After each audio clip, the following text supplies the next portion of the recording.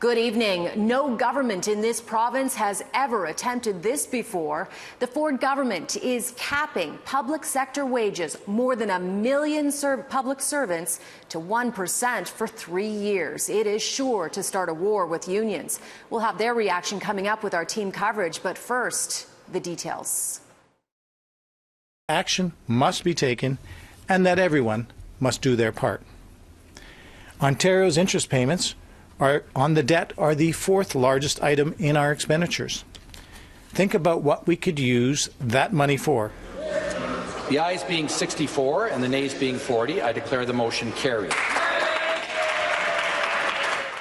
The bill is called Protecting a Sustainable Public Sector for Future Generations and was introduced in the legislature today. If it passes, which it most certainly will because of the majority government, it will cap wages for teachers, school boards, long-term care and children's aid employees, workers at colleges and universities. Can you say how much money you think this is going to save the province?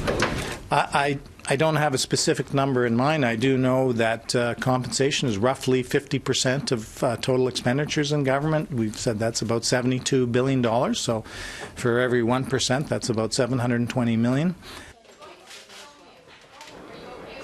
Treasury President Peter Bethlenfalvy stressed there will be no wage freeze rollback or job cuts, but warned if the government didn't take these steps, there could be thousands of job losses.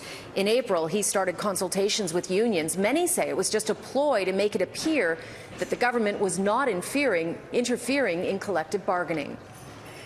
Minister, were the consultations you did with unions a sham, like simply a sham, so to avoid a charter challenge? Not at all. Not at all. I think I was very clear on April 4th that we would engage in consultations in good faith. As I mentioned earlier, we had a number of bargaining agents and employers. Virtually all came to the table. We had some good ideas tabled. Now, this is only impacting future contracts. Current contracts will not be reopened.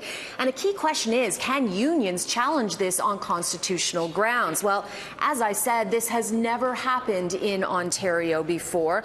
But the federal government under Stephen Harper did do something similar in 2009. It was challenged in the courts, but the courts upheld the government's decision.